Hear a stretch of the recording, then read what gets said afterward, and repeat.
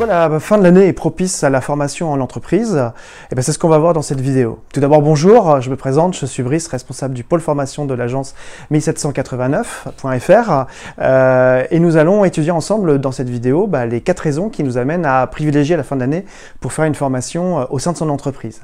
La première raison, en fait, elle est toute simple, c'est que on est en fin d'année, on s'est fixé des objectifs et c'est la dernière ligne droite, les 2 derniers mois, pour justement atteindre ces objectifs. Alors cette formation, vous l'avez déjà prévue, voire même fin d'année dernière, et puis avec le temps, avec les dossiers, les imprévus, et puis même le confinement, comme on a eu cette année, ça a repoussé ce projet de formation, et là, on arrive à 2 mois de la fin de l'année, et patatras, vous n'avez toujours pas initié ce projet de formation. Il n'est pas trop tard, régulièrement, on a des clients qui nous contactent en ce moment pour justement mettre en place des projets de formation. N'hésitez pas, c'est le moment justement pour se lancer et faire en sorte que cette formation se déroule avant le 31 décembre 2020. Pourquoi j'insiste sur cette date? C'est tout simple, c'est la deuxième raison qui nous amène à booster les formations en fin d'année. C'est que votre budget formation qui vous est alloué par votre OPCO, l'opérateur de compétences, ce budget, en fait, si vous êtes une entreprise de moins de 50 salariés, vous avez un plan de développement des compétences avec un budget alloué et il devra être utilisé avant le 31 décembre 2020. Si vous ne l'utilisez pas avant cette date-là, ce budget sera perdu et il ne sera pas reportable sur l'année prochaine. Et ce serait franchement dommage justement de ne pas avoir utilisé ce budget alors que vous aviez et les objectifs et les ambitions et le projet de formation que vous n'avez pas réussi à réaliser.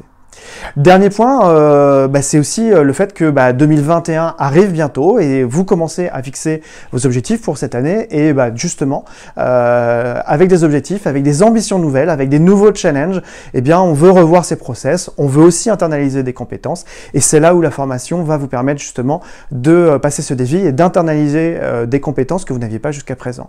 Ça veut dire aussi peut-être d'arrêter de faire appel à des prestataires extérieurs pour certaines options et la formation va vous permettre d'internaliser avec des collaborateurs qui connaissent votre entreprise, qui connaissent les process, qui connaissent les enjeux de votre entreprise et leurs clients, et du coup d'enchaîner avec cette formation.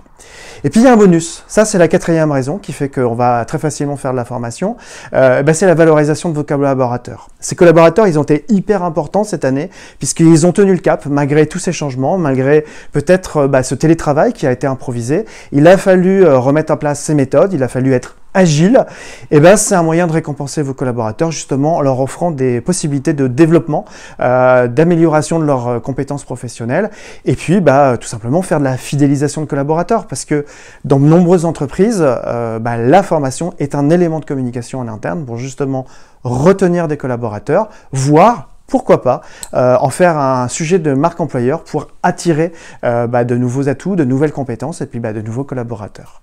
Voilà, avec ces 4 raisons, j'espère que vous allez pouvoir envisager la formation pour cette fin d'année. Si vous avez des projets de formation en marketing digital, n'hésitez pas à contacter notre agence. C'est moi qui me ferai un plaisir de vous répondre et puis on essaiera de mettre en place cette formation ensemble. À très bientôt sur nos tutos révolutionnaires.